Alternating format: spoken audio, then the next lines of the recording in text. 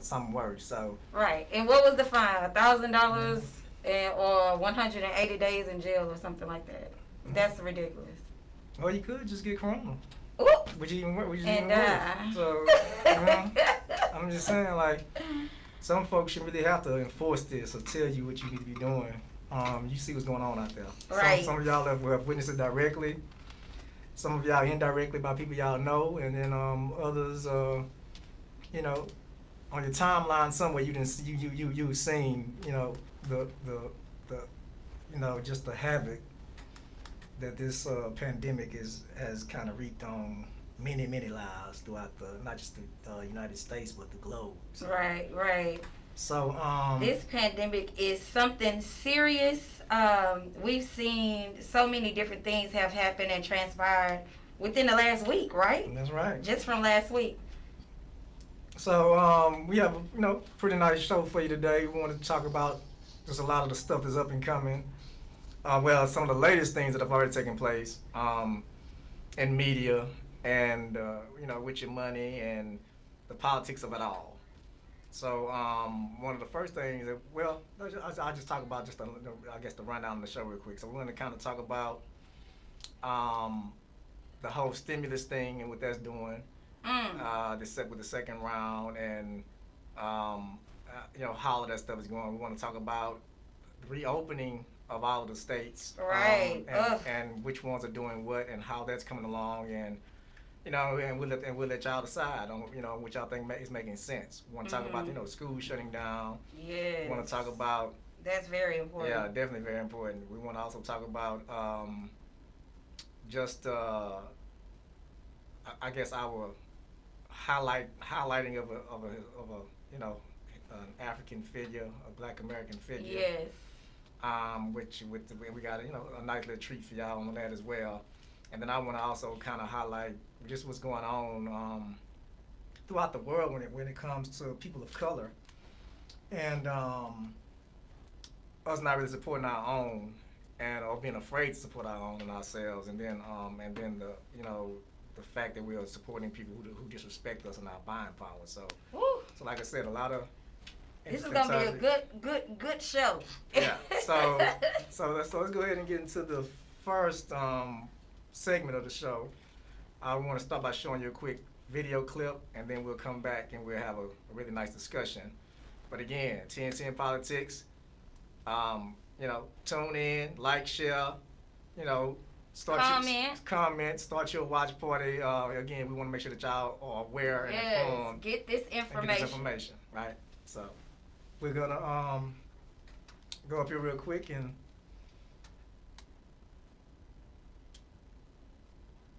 look at this quick little video clip. In the US came the last day in February in Washington State. Not true. Now we know COVID-19 killed someone in the Bay Area more than 3 weeks earlier. That is a very significant finding. The things we put into place in late January, like the travel ban, the virus is already here and probably circulating quite widely. Meanwhile, the president claims states are safely coming back, but Georgia's governor forced to defend, even on Fox, what he calls a measured step to open gyms, hair salons, and the like this Friday. The fitness owners, I have great confidence in them spreading people out when they're doing a workout. It's not saying they've got to screen them. These are best practices. They could do temperature screening. While others preach caution. And it will look more like the turning of a dial than the flip of a switch. We will not be able to lift many of the restrictions by May 4th. In New York, that Navy hospital ship no longer taking patients, pressure on beds easing in the city, but the body count continues to mount. Some dead will now be stored in freezer trucks in Brooklyn, waiting for the backlog at cemeteries and crematoriums to clear. I'm talking to many local officials. They feel political pressure to open. I get the pressure, but we can't make a bad decision. Time to act stupidly. In Texas, daylight emerging between the Republican governor, who is expected to soon announce business openings, and the Democratic mayor of the state's biggest city. When it comes to allowing some elective surgeries, which will start today, I agree with it.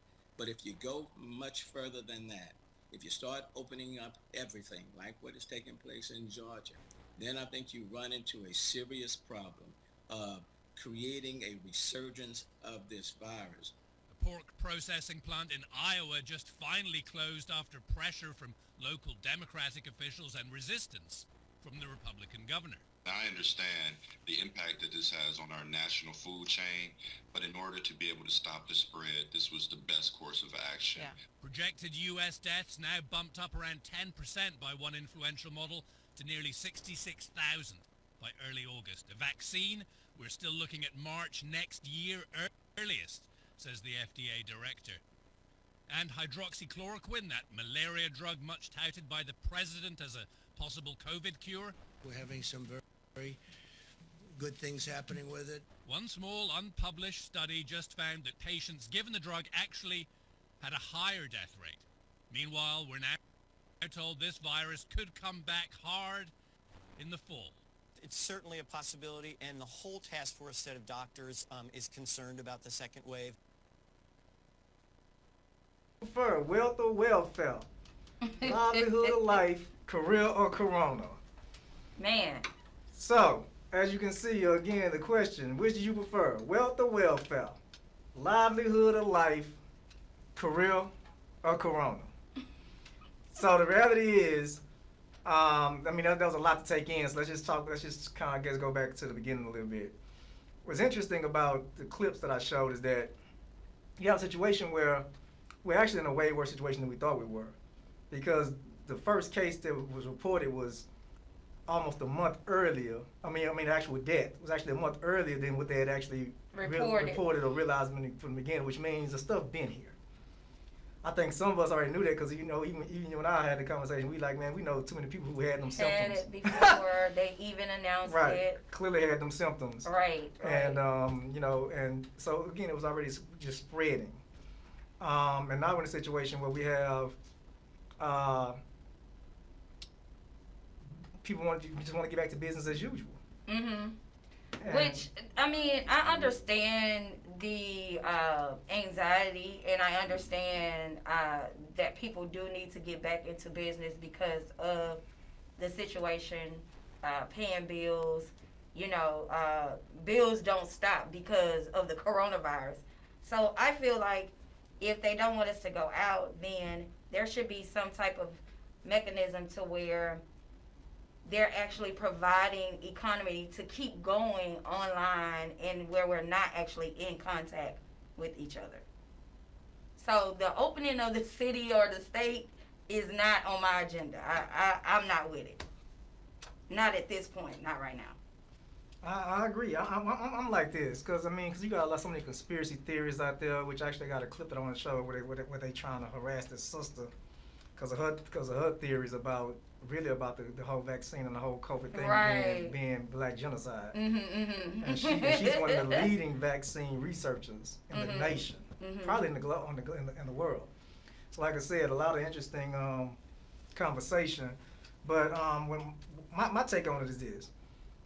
Even if the numbers were inflated, and right now we're around 50,000 people that have died just in the U.S., those numbers are inflated. Mm-hmm. Even if it was cut in half, in a span of a month's time, for 25,000 people to just fall from the face of the earth, that's a reason to be concerned. That is too many people at one time regarding the same issue. Starting not 2020. Right.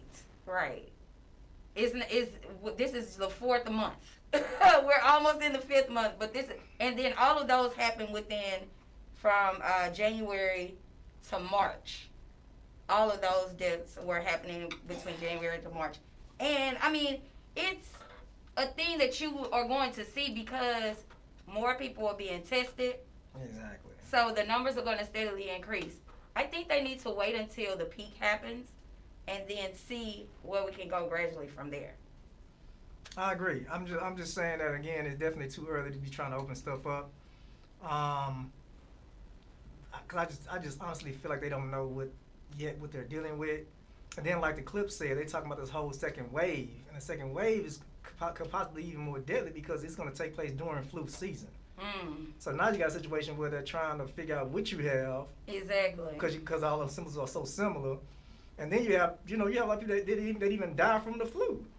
So the possibility of another outbreak taking place during a peak of flu season, which is another deadly, virus or a health situation. That's just again a lot to kind of take in. And I understand again we're trying to get back to some semblance of normalcy.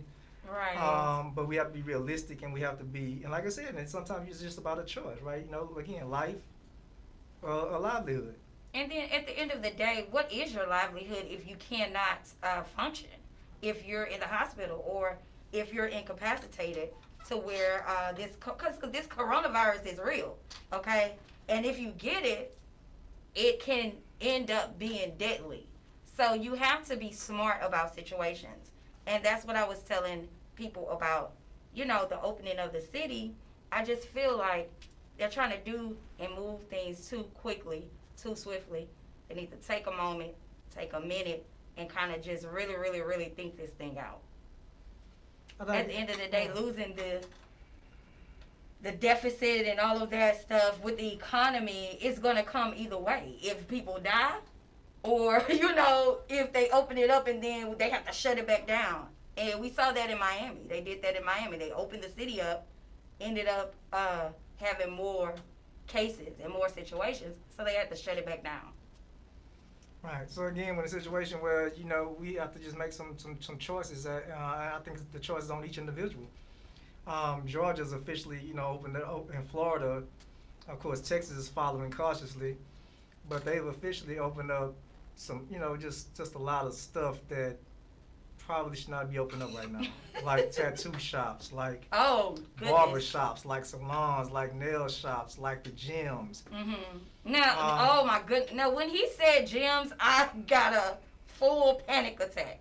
Because it's like, in the gym, it is so many people there, sweat, perspiration, hard breathing, all touching kinds all the of same stuff. everything is touching the equipment. I instantly started having a panic attack because there is no way I will be setting foot in a gym. No time soon. Well, my thing is this again, not trying to highlight the obvious, but it just seemed to me like, and I guess I'll wait till we talk about this young lady, man, this sister, and her theories of genocide. Yes, because I have some similar views. But so we get ready to go to commercial break, or maybe we'll get into this next piece and see. I don't know what our engineer had in mind. So let's go into this next segment, and we'll go to commercial after that. This is a really interesting. The vaccine may be the single most important project going on in science right now. If we could get it quickly and avoid future shutdowns, that would save trillions of dollars, millions of jobs, maybe tens of thousands of lives. So who is in charge of this all-important operation?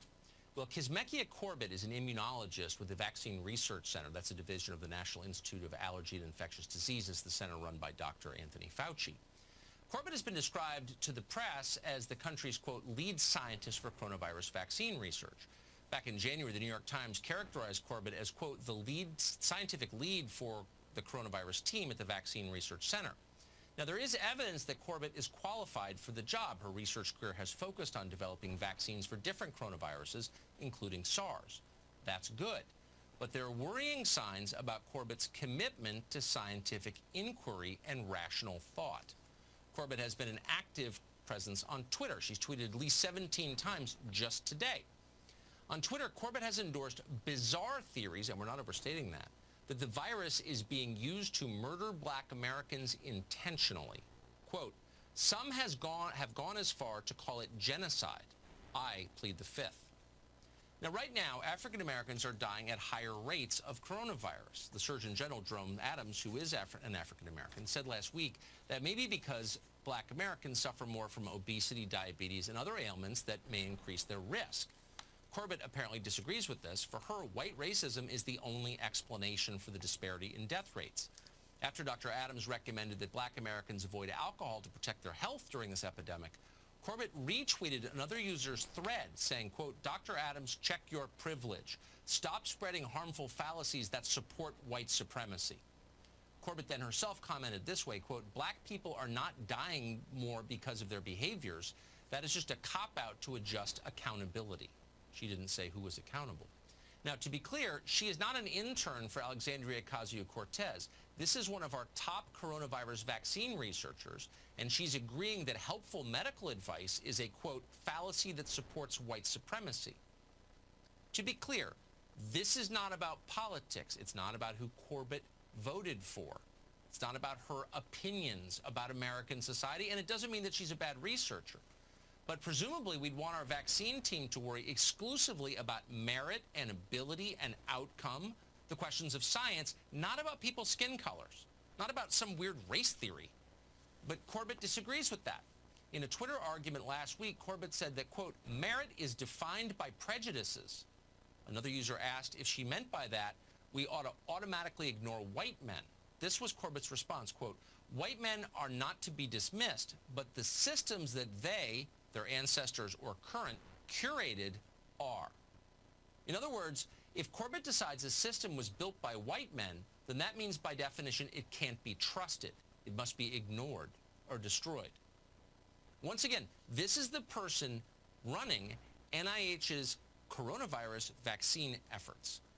She's received glowing profiles from NBC, CNN, People, among other outlets, not one of which thought that her history of spouting lunatic conspiracy theories online was worth mentioning, and so they didn't mention it. No matter what she believes, or no matter what she says on Twitter, we hope, we pray that her work is successful because it's important. But none of what you just heard was science or even related to science, and it's not how scientists ought to think. It's not rigorous, it's not rational, it's not sane, it's bigotry. If NIH is recruiting people... It's a lot to take in. So I just want to, I guess, let you chime in as a black woman on how you feel about this sister and her theories and the way they're trying to now, I guess, discredit her to some degree. Well, that's just the thing. I feel like any African American person with some type of merit or credit, they always try to discredit. And what we need to start doing as African Americans is stand in the gap. When we need to start standing together, because at the end of the day, she is in a position to actually provide us with the information. She's actually there. She's in the field. And I believe that she knows exactly what she's talking about. Too many times or too often times we don't pay attention because it seems like it's so far-fetched. And those are the things that we really need to pay attention to and really need to look at and investigate and research for ourselves.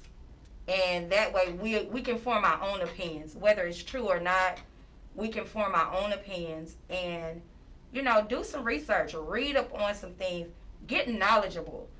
They always say, you know, knowledge is power, and I believe that firmly. And with that information that she has provided, it is some type of truth mechanism. Like you can agree to some extent about what she's saying. I do believe that with the African American race, we have a lot of genes, a lot of genetics that people look for, tend or want to have, you know, their attributes. So in that, some of that I feel is true. Interesting. So let me tell you my take on it, which is not that far off from how you and this leading researcher feels. The reality is this, because again, it's whether you believe it or not, it's just about what's happening. Exactly. So if we look at what's happening, the reality is that this virus is mysteriously killing black people disproportionately. Right. Or people of color and brown people. Mm-hmm. And they're trying to attribute it to our diets, pre-existing conditions, and that, so they throw a whole lot of the behavior out there as a justification. But if you look at the reality of it, it just doesn't add up.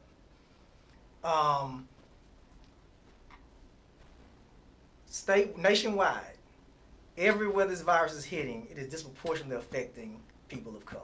Period. That's what the numbers say clearly. What the numbers also reveal is that even the states where they are aggressively trying to open this stuff back up, like Georgia, black folk make up the majority of the populations in the biggest cities in Georgia. Right. So that's what y'all want to. That's what y'all want to experiment with first. Y'all want to open up, kill a lot more black folks. Is that what the plan is? So my thing is like this, and then again, even if you think about like the things that the place they're opening up, bowling alleys, tattoo shops, salons, barber shops. Just sound like a lot of places. These are African American most frequent places that are opening, which is ludicrous to me. So like on my timeline, somebody said when they start opening up the tennis courts, the golf courses, the Rotary clubs, all these places where other people of color hang out. Then we can see what that look like. Well, and I do want to chime in a little bit because I've seen some things on social media, and you should not believe everything on social media. A lot of it is propaganda. Fake news. Yes, and even in the real news, it's fake news, okay? So a lot of things are, gassed up, gaslighting. They're gaslighting you. They're telling you the light is on, but it's off, okay? And so with this, I've seen some things on social media where more African Americans are not obeying the rules. Like they're not actually staying home. They're out in communal areas. People are at the parks. They had a block party or something in one city or state where it was just a whole slew of people in the midst of the pandemic. So the conspiracy theories, I think, hold some truth. But there's also just people frivolously not doing or obeying the rules. So that's some responsibility on us. Exactly. So I'm a firm believer of truth because the truth shall set you free. And at the end of the day, if that is the case, then we as African Americans need to hold other African Americans accountable to what we're actually doing, those behaviors, the eating habits. This might be a wake-up call to get your life together, to where you need to have another eating regimen so we can drop the rate and lower the rate of diabetes and all of these diseases that harm and kill us for no apparent reason, just because we don't have the discipline. And with the discipline, if you start with the diet, then that trickles down into other things like business or like knowledge or like wealth. Just having the discipline in everything that you do. So that's my take. That's my conspiracy. I love it. She brought some balance to it. She showed that okay, there may be some truth to the idea of genocide, but the reality is you still have a lot of responsibility that can reduce, that can counter that. Right. So you still have the power in your hands to do something different. Although again, I still feel like that a lot of our conditions are also extensions of racism. Right. I believe it. The reality is, when you have the have and have-nots, and when you have a situation where, we are disproportionately in underserved communities, don't have access to quality health care, exactly. Don't have access to the wealth, then it creates a situation where you don't have any choice but to eat chitlins and pork chops and things that are cheaper to buy in the store because that's all you can afford. Or what's in the cupboard. Exactly. And then going on the jobs and experiencing, the glass ceilings and the roadblocks and the things that lead to hypertension and stress and all this. This is true. So if you look at just our condition, in a lot of ways, our pre-existing conditions are an extension of long-standing racism, right? The things that we face in this country. But again, that's still no excuse. It's no excuse. It's just highlighting the reality that that we got a lot to overcome still, and and even reflecting back on our heroes and sheroes, they did a lot of work, but we act like the work was finished. there's still a lot of work that needs to still be done. Oh. So we'll talk about that after this commercial break. Let's get into that after these messages. So stay tuned.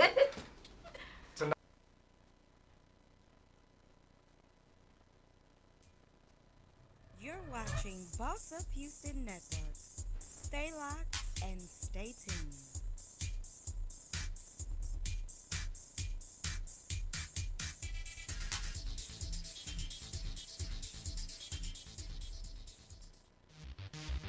It's Boss Up Houston Network.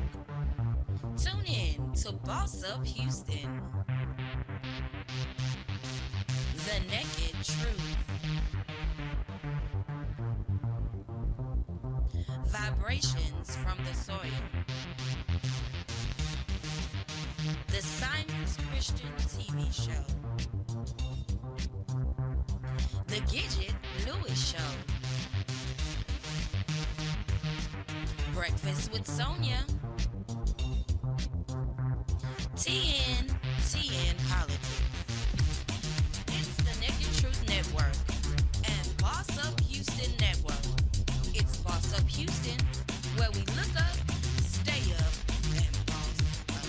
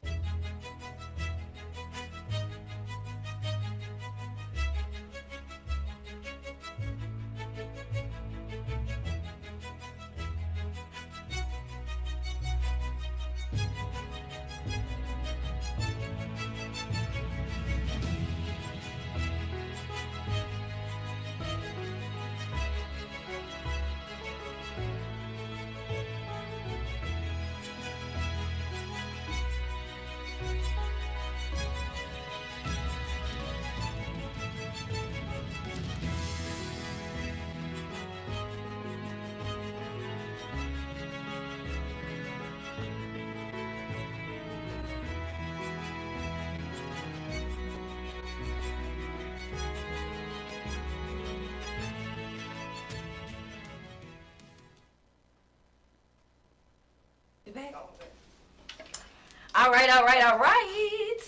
So we left off talking about the conspiracy. Let me tell you something. Under these lights, honey, Corona does not live here. Okay, these lights are hot. So I had to take off my mask. I don't know if you guys could hear really well the things that I was saying, and I think we are talking about some great things, and we need to be able to hear, listen, and adhere to the things that that are knowledgeable and that can increase us in every way. Key word there, because knowledge is not power; it's the application. It's of the knowledge. application. Come on here. And so you can be, all the knowledge in the world. If you're not adhering and applying after you hear, then you might as well be a person that didn't know in the first place.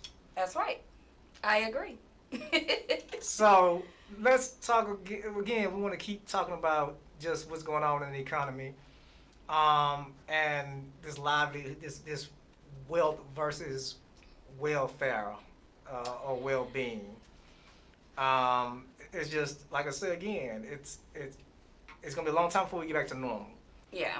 And I don't care what your conspiracy theories are. How you feel about what's going on. It's going on. It's happening. And the death. In fact, Georgia is opening its doors back up for business, even as the death rate goes up. Yes. So just know again that it's not all the coast is clear and everything is all peachy cream, and so now we're back to business as usual. It's gonna be a long time before I decide to get out there and be the lab rat. I'm gonna let y'all go ahead and okay, first. Y'all let me know what's going on. Let me know what's happening. Another thing is we still have to be mindful. A couple of shows ago, we did give you some information on the pandemic that happened in 1918, and that pandemic was actually the influenza, the first strain of flu, or maybe it was the second. But we gave that information on one of the previous shows, and in that pandemic lasts from 1918 to 1920, a span of 2 whole years. And I always have these theories that we should learn from mistakes, or we should learn from situations or storms or things that we go through. And if we're still experiencing those same things, you know, if we're still experiencing things and not actually learning from them, or getting better with all this technology and everything that we have, what are we actually doing? And then that then goes into the conspiracy theories about, okay, so what is really happening and what is really going on. So listen, you guys, you need to wake up, okay? Get up, get out, and do something. If you gotta read, if you have to watch informational documentaries, things that give you the information, the true and correct information, because some things out there are not true and correct. So you just need to make sure that you have a great resource. So let's bring it to Texas real quick, because we also want to do some local news, even though we kind of did show Governor Abbott following the footsteps with Donald Trump, but how Mayor Turner is, like, you know, which is one of the biggest cities in the nation, saying, oh, I'm going to be a lot more cautious. I agree with some things, but some things we're going to take our time with. And we do applaud him for that, because, again, safety should it be our first concern, not wealth and trying to figure out, because at the end of the day, if we don't provide safety, if we don't hold precaution, then we will have a more devastating situation on our hands, and nobody would cure wealth at all, because we'll all be dead. And secondly, I want to be around to Can't take it with you. I want to be around to enjoy my wealth. Exactly. Listen, I have legacy going on here, honey. but let's get into this clip real quick so you can see what another one of your representatives in Texas is saying. Office holders in Texas is saying about this pandemic. So we're going to go real quick to check out what your lieutenant governor is talking about.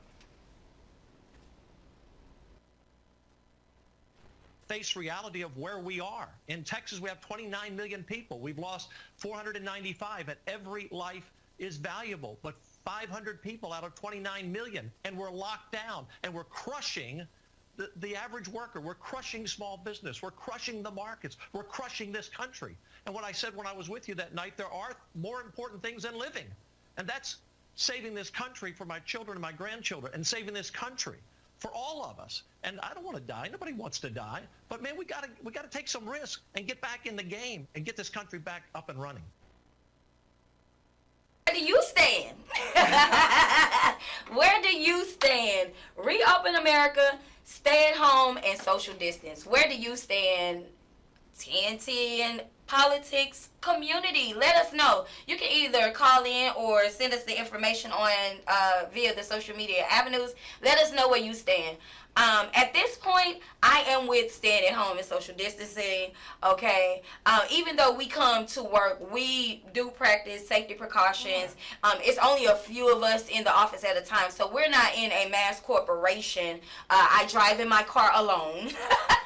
You know, we spray everything down. When we go into our homes, you know, we take those precautions as well. My whole situation or idea of this social distancing thing, you know, I have that theory. Like, I think the social distancing is just ridiculous. So what I have come accustomed to is just going out when I need to go out for the necessities.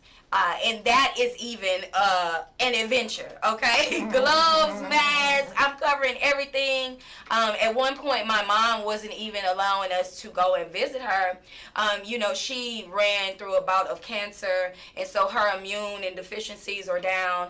And so, you know, we respected her in that respect. And for a while, you know, when we were trying to figure out who had it, if we carried it or anything like that, we definitely did not want to, you know, invade her situation or invade her privacy to where she could contract the disease. So we had a span of about 4 weeks where, you know, we were just constantly on the phone contact, video contact, and things of that nature. So I think in retrospect, we all need to just take those safety precautions and stay home. I agree, and again, the reality is because I think they did a limited study in New York, and found out that about 15% of the population had had contracted the virus, which is way higher than they initially thought, and they said that, but the majority, or there were a significant number that were asymptomatic, that were just carriers and didn't have symptoms or anything of that nature. But could spread it. Right, and it's no way that you could figure out who had it or not at the beginning of this thing. And I just believe that they should have had something in place, because we've seen, and I don't know if you have seen, but you've seen the speeches from when Barack Obama was in office and he was talking about the pandemic. You've seen Bill Gates actually give the information prior to this actual pandemic. So there were warnings, you know, things were in place or should have been in place because they knew that this was coming, you know, or that there was a possibility that this could happen. And so I just feel like we should have been more prepared. But we can't go through the shoulda, coulda, wouldas. What are we going to do now? And at this point, I feel like they should not be rushing to open up, you know, the city or the states or the nation, for that matter. Well, your lieutenant governor... Oh, your lieutenant governor my lieutenant governor said that there's some things that are more important than living. Now, you know what? You know, I had to go in my prayer closet for him, because I was like, wait a minute. You know, it's some things that you think in your mind that you don't actually say out your mouth, and that is one of them. You don't say it's more things that are important than living. And he kind of said, you know, life and death or living or whatever, but it's crazy that he would say that when so many people are losing their lives and so many people are losing loved ones and things of that. This is an epidemic, and it doesn't need to be taken lightly. There is nothing more important than life. Nothing. Because, again, you can't take it with you. So I almost understand what he was saying, because he was like, we have to keep the economy up. We have to build the wealth so that our children and the future can be secured. But at the end of the day, we don't want to. We don't want it to be the dinosaur era where everything is just, you know, disrupted. So I mean, we have to be careful with our words. The power of the tongue. No doubt about it. Life and death in it. Yes. You know, my thing is, it kind of goes back to the conspiracy theory for me. I'm not gonna lie. I hate to keep just kind of. You own it. You own it. I keep bringing that back up. Right. It just sounds like you saying, you know, when you look at the numbers, and you see that the overwhelming majority of the people that are dying and suffering from this are people of color, that just doesn't sound right coming from a Caucasian man's mouth. When you tell me that something's more important than living, it's almost like you're telling me. It's almost like you're telling me, let them black folk die. I need to build this wealth for me and my next and the generations to come, because again, you are seeing that the numbers don't reflect that child are the main ones that are being, you know, that this is impacting. Well, this and so you know, and again, I'm not saying that none of them are dying, but it goes back to the old saying that when white America catches a cold, black America catches the pneumonia. Yeah. Right? Everything always impacts us worse. Right. You know what I'm saying? And so, but again, that's just not a good statement to say from a representative. Exactly. When the majority when the majority of the people who are suffering don't look like you and making decisions.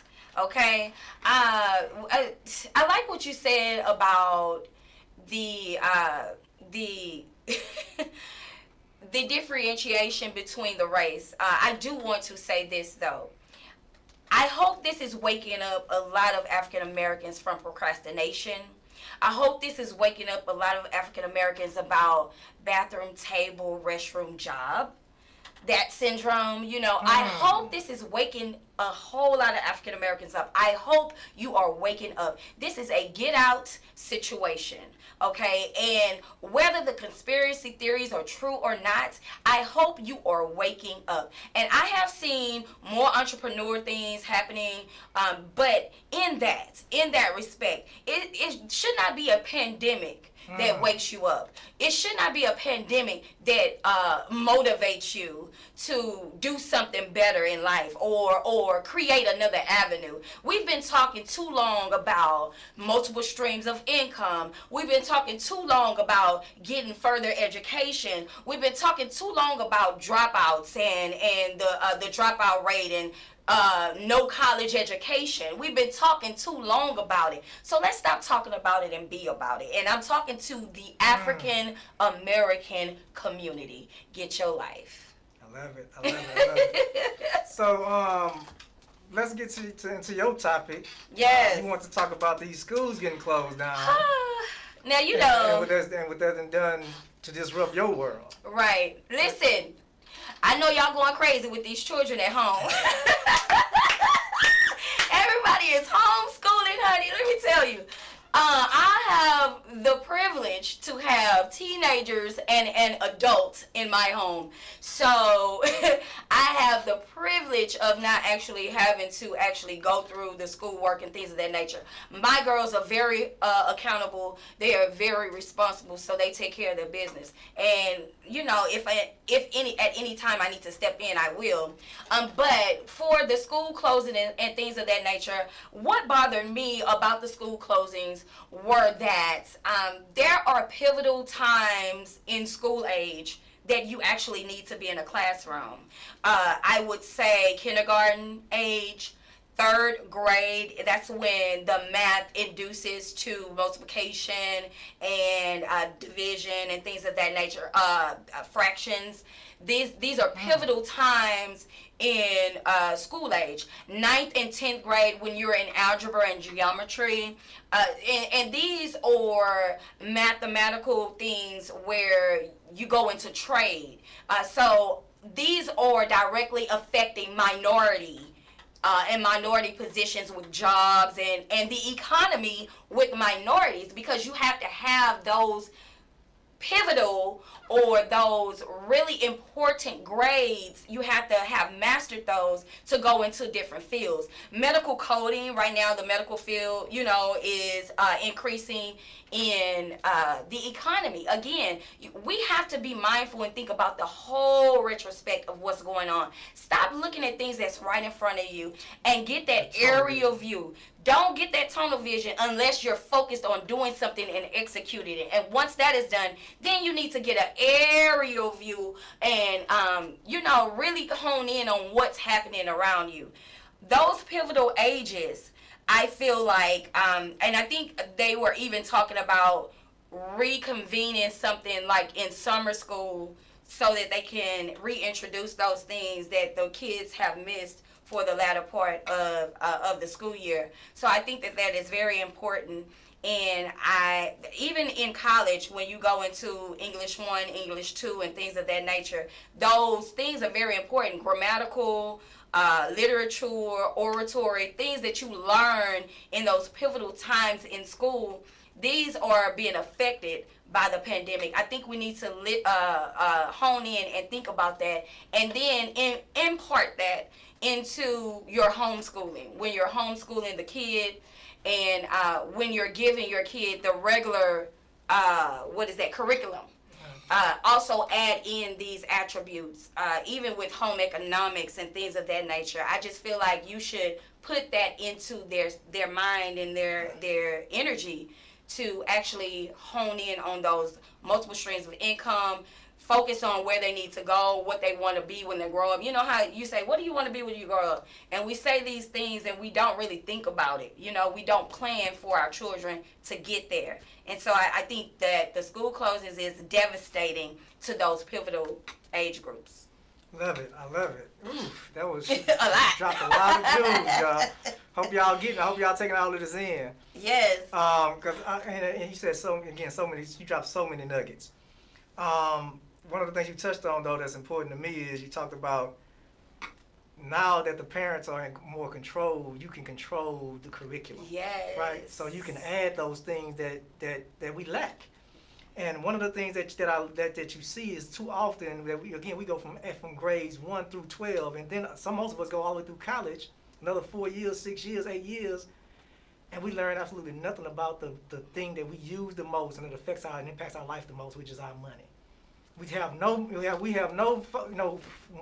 money or finance 101 classes that teaches us the fundamentals of creating wealth. Right. Economics, right. And economics barely touches.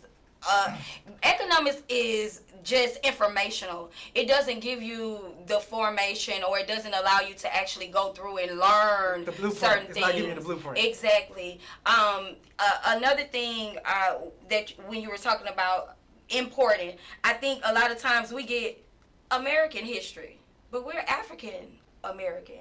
So a lot of that literature or a lot of that information is not important to us until we actually grow up and get older and have an interest. But I think it should be part of what we teach our children, our African American history. I love it. I love it. My thing is this is the difference between raising a child and rearing a child. Mm-hmm. Most of us raise our children, Mm-hmm. which is just provide for, right? But That's right. But even animals can do that, right?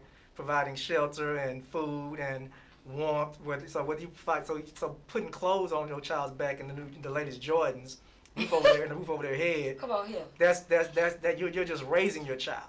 To rear your child means that you steer them in the way that they should go, and that means that you should also, again, like you said, take interest, right? Exactly. We all talk about what you want to be, but once a child has that interest, I want to be a doctor. We never create the environment that nurtures that. We just expect that magically that it should should happen. Yeah. When we should be introducing them to that environment, Exactly. taking them to people who can mentor them, Exactly. taking them to visit hospitals and physicians that can give them a game and school them and help to start guiding them, show them what they need to be doing step by step in terms of education, to build that career, and challenge them along the way. Right. But when you're not rearing your child and helping to steer them in that direction and just raising them, then again, you just leave things to chance and say, okay, that's what you want to be. Mommy, daddy support you. Right. And I always say everything is not black and white. Black and white is great, and the rules are the rules, the books are the books, right? But everything is not black and white. And I always use this, it's a customer service type of thing, because I call into the customer service line and they tell me their rules and regulations. But my situation is not a rule and regulation situation. That's why I'm calling. Because if it's a rule and regulation situation, I can go on my phone, pull up the information, and I can troubleshoot or figure it out for myself. I can IT, I'm IT savvy, okay? So I'm calling you because I have a out-of-the-box situation.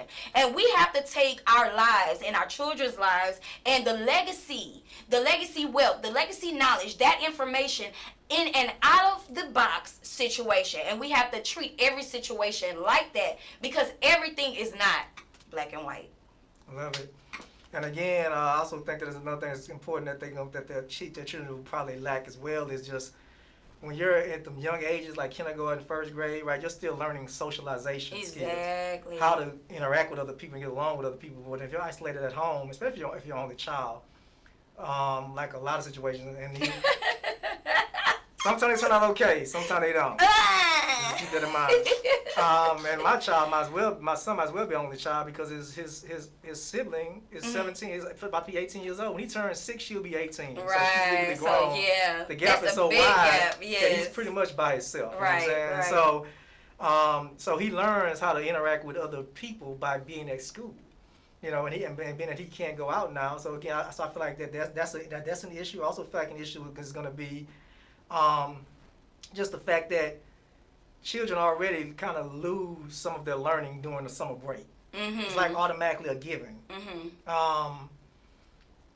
What does that look like now, especially in environments where they have limited access to internet, so they can't even get the limited schooling that the teachers are trying to give them online. Mm-hmm. Parents have to still work full-time jobs. Yes. And doesn't have the flexibility of an entrepreneur to actually feed I can still be hands-on with my son. I can still be there every day. Some people don't have that luxury. Exactly. Yeah. So what do we do about those kids that are being left behind? And what does that look like when schools actually open back up? Right. Where do we place those faces? And get them back on track and to catch them up. Right. So it's a lot going on with the school closed thing. A lot. And the crazy part about it is you have teachers who are struggling. Yes. Right. I got teachers who are calling me trying to get me to help them set up their Zoom and their Microsoft team accounts. Right, because we do have trying older to teachers interact. and that are not actually technology. technology savvy and things of that nature. And also with the school closings, I just feel like they need to come up with a plan, whether it be the teachers or whether it be state mandated or whatever, to incorporate the lost time that the children had, just to make sure that they are getting that knowledge that they need. I agree. So we're gonna go to this last slide, this last couple of slides of information, because we do want to talk about highlight highlight this Martin. So I want you to talk about that. The reboot. Yeah. So what's going on here? This is the reboot. Let me say this. Martin and Malcolm were great heroes in a time where we needed them, and in a time where, you know, their words and their speeches are still echoing, you know, and we are still living those dreams out. But in this thing it says a dream or a nightmare, because I just believe that everybody buys into that American dream. But when we actually get into the semantics of everything, it's that it's not obtainable by most. So some people can obtain it, but then it's not obtainable by most. Your circumstance, your situation, poverty, the wealth is not there, the knowledge is not there. And so what I want to focus on going forward is the reboot of the Malcolm and Martin and, you know, these fallen heroes that have pushed us to actually go past the mark or to reach the mark. I think we have a misinterpretation because we're so hyped on them speaking and what they're in, and not actually listening and adhering, again, applying what they're saying. I think a lot of times we just want to say, "Oh, I have a dream," but like, what are you dreaming? Yeah, you know, what are you really dreaming? When he said, and I have to say this because I just had a revelation a few months ago when he said, "I've seen the promised land." And I think a lot of us got the promised land as heaven. But I just firmly believe that Martin was giving us more. See, he was saying, "I seen the other side of life. I've come out of poverty, and now I've seen the other side of life. I've shook hands with different people. I've been in different places. I've seen more. There's more to this life than the street and the hustle and poverty and not having." Your limited reality. Exactly. And so we need to wake up. We need to wake up. So I want to show a quote real quick from Martin, which is after this clip. So we can get to that quote from Martin that's coming up after this clip.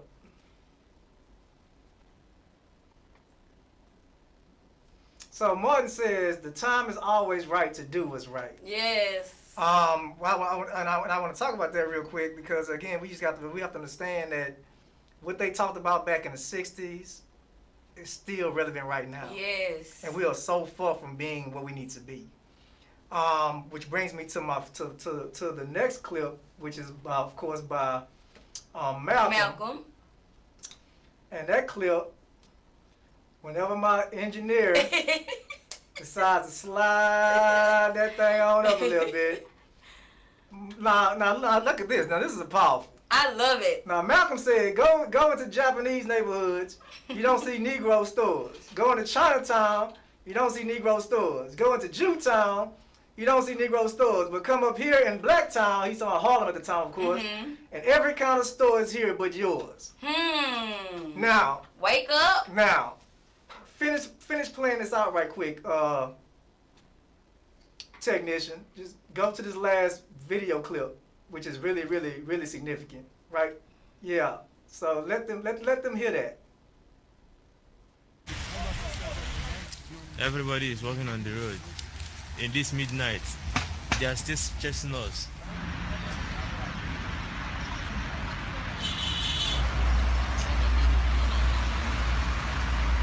You see, they cannot give us house. They cannot give us hotel. They cannot provide a place we can stay. They are just following us. You see, they are just following us. I want us to stay one place. Goodness. Going back to what Malcolm said, man. Look. This is crazy. The reality is this. Right now, Africans in China are catching pure hell. And what the reality is, most times when there's a situation where there's a crisis, the dominant culture would try to figure out an enemy to target. Exactly. So that the masses to actually make the masses rally behind that and be distracted from what's really the nonsense that they actually pulling. Exactly. You know, and so we have to be mindful of those kind of traps. But my attitude is this: those are Africans being treated like dogs in China. It's so bad that a lot of African nations are sending their own private jets and helicopters in to get them out. Get them out. And yeah. and the relationship with the African continent and China is strained right now, mainly because of this situation right here with this whole pandemic. You have a lot of African presidents who are like stepping up and being like, y'all lost y'all mind. You're not gonna treat us like this. But my attitude is, it goes back to Malcolm's quote.